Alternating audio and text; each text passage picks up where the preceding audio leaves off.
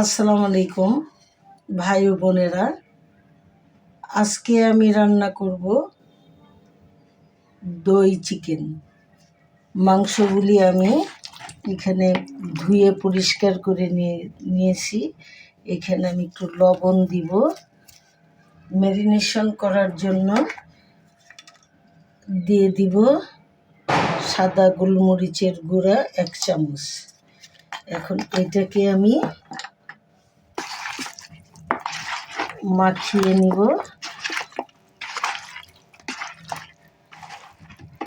ভালো করে নেড়ে চেড়ে মাখিয়ে নিলাম। এটা আমি বেশি সময় রাখবো না। এবার আমি মাখিয়ে রেখে দিলাম। এবার আমি দই চিকেনের জন্য আমার যা যা লাগবে, এখানে 1 ইঞ্চি পরিমাণ আদা কুচি করে নিয়েছি কয়েকটি কাঁচামরিচ, রসুন, পেঁয়াজ। দই চিকেনের মধ্যে পেঁয়াজের পরিমাণটা একটু বেশি লাগে। এগুলো আমি তেলে ভেজে নেব। আর দিয়ে দিব পেস্তা বাদাম আর কাজু বাদাম। এগুলো আমি একসঙ্গে দিয়ে ব্লেন্ড করে নেব। এখন একটি কড়াই আমি বসিয়ে নিলাম চুলায়। দিয়ে দিলাম তেল। এখন আমার কেটে রাখা কাঁচামরিচটা আমি পরে দেব। কাঁচামরিচ আর বাদাম আগে দিয়ে দিব। আদা রসুন আমি আগে দিয়ে দিব তেলের মধ্যে। এখন আমি এগুলি দিয়ে দিলাম।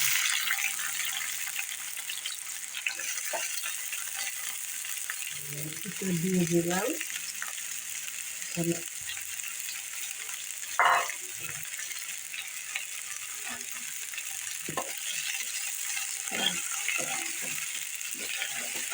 তেলে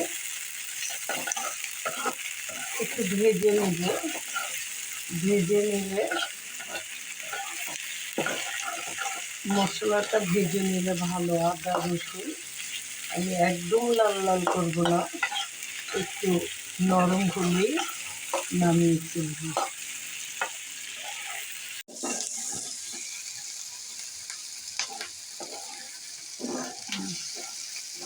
আমার পেঁয়াজ আদা রসুনগুলি প্রায় ভাজা হয়ে গেছে। এবার আমি দিয়ে দিব কাজু বাদাম, কাঠবাদামগুলো, কাঁচামরিচগুলি, সবগুলি মশলা আমি একসঙ্গে তেলে ভেজে নিব। হয়ে গেছে আমার ভাজা।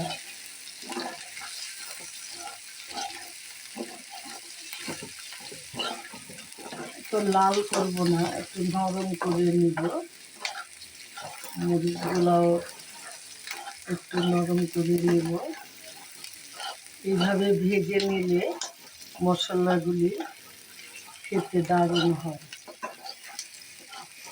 এবার আমি গরম তেলের মধ্যে দিয়ে দিব ম্যারিনেট করা মাংসগুলো। আমি একটু বেশি জালে ভাজবো, রান্না করে মাংসের থেকে পানি বের হয়ে যাবে। আমি অল্প অল্প করে মাংস ভেজে নেব। মাংসগুলো আমি খুব বেশি রাখবো না, অল্প করে ভেজে নেব।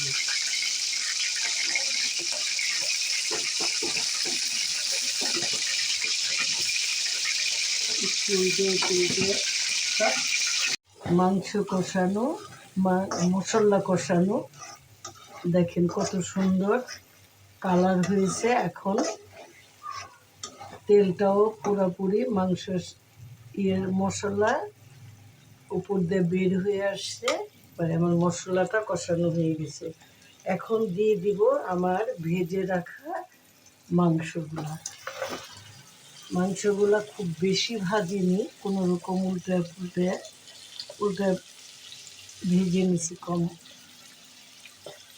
এখন আমি এটাকে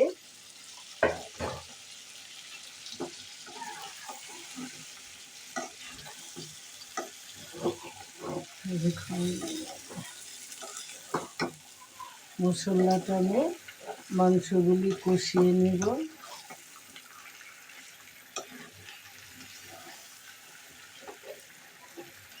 এই মাংসটা রান্না করতে খুব বেশি সময় লাগে না, খুব অল্প সময়ে হয়ে যায়। খুব তাড়াতাড়ি আপনারা রান্না করতে পারবেন দই চিকেনটা।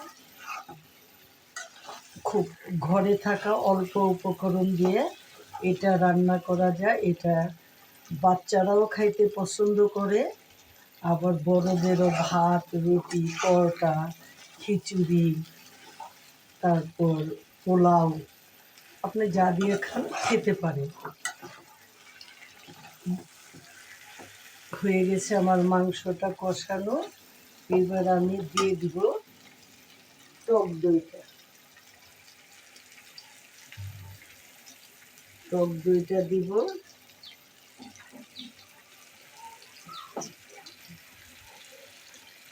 টক দইটা দিয়ে দিলাম, কারণ দইটা আমি বেশি দিলাম, কারণ এখানে আমি দই চিকেন রান্না করব, তাই দইয়ের পরিমাণটা আমার বেশি দিতে হবে।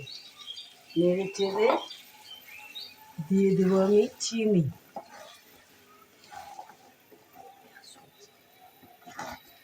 আমার দইয়ের পরিমাণটা দইটা টক, এর জন্য আমি চিনিটা প্রায় 1 চামচের মতো দিয়ে দিলাম। আপনারা চাইলে বাড়িয়ে কমিয়ে দিতে পারেন, টক বুঝে এটা। এখন আমি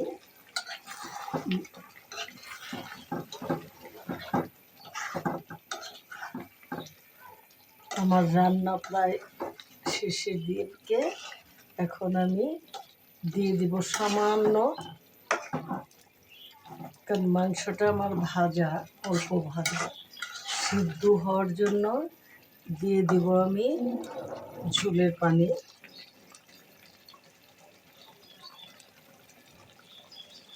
আপনারা মাংস খুব বেশি ঝোল দিবেন না, আমি দিয়ে দিলাম ঝোলের পানিটা। এখন ঢাকনা দিয়ে ঢেকে অল্প আছে এটাকে রান্না করতে হবে।